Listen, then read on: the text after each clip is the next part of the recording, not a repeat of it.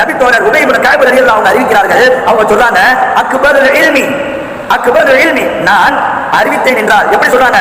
அக்பருல் இல்மி அன்ன லைலத்துல் கத்ரி லைலத்து 27. நான் அறிவிக்கிறேன், என்னை பொறுத்தவரையிலும் என்னுடைய கருத்து லைலத்துல் கத்ர் என்பது 27ஆம் கிழமை தான், 27ஆம் கிழமை தான் லைலத்துல் கத்ர் அப்படின்னு உபை இப்னு கஅப் ரலியல்லாஹு அன்ஹு சத்தியமிட்டு சொல்கிறார்கள். சையதுல் குர்ஆன்களுக்கெல்லாம் காரிகளுக்கெல்லாம் தலைவர் இந்த உபை இப்னு கஅப் ரலியல்லாஹு சொல்றாங்க, நான் சத்தியமிட்டு சொல்கிறேன் லைலத்துல் கத்ர் அன்றுதான், அந்த லைலத்துல் கத்ர் என்பது 27ஆம் கிழமை தான் அப்படின்னு சத்தியமிட்டு சொல்றாங்க. இதிலேயே நம்ம தெரிஞ்சுக்கணும், மிக தேர்ச்சி பெற்ற சஹாபி, குர்ஆனுக்கெல்லாம் விளக்கம் சொல்லக்கூடிய சஹாபி, பெருமானாரே சொல்லியிருக்கிறார்கள், உங்களுடைய இல்முக்கு வாழ்த்து உண்டாகட்டுமாக என்று பெருமானாரே வாழ்த்து தெரிவித்து அப்படிப்பட்ட சஹாபி சொல்றாங்க, சத்தியம் என்று சொல்கிறார்கள் 27ல தான் 27ஆம் கிழமை தான் லைலத்துல் கத்ர் என்று. இந்த ஹதீஸ் முஸ்னத் அஹ்மதிலே பதிவு செய்யப்பட்டிருக்கிறது. இதே முஸ்னத் அஹ்மதிலே இன்னொரு ஹதீஸ் பதிவு செய்யப்படுகிறது.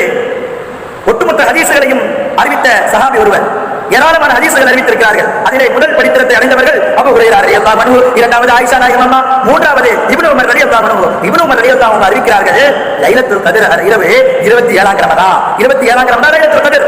லைலத்துல் கத்ரை 27ஆம் கிழமை நீங்க தேடிக் கொள்ளுங்கள். எப்படி சொல்றாங்க? ஃபமன் யதஹர்ரிஹா யதஹர்ரா 27. நீங்கள் லைலத்துல் கத்ரை தேடிக் கொள்ள வேண்டும் என்று ஆசைப்பட்டீர்கள் என்றால் அதை 27ஆம் கிழமை, அந்த 27ஆம் இரவிலே நீங்கள் தேடிக் கொள்ளுங்கள் என்று இப்னு உமர் ரலியல்லாஹு அன்ஹு அவர்கள் அறிவிக்கிறார்கள். முஸ்னத் அஹ்மதிலே பதிவு செய்யப்பட்ட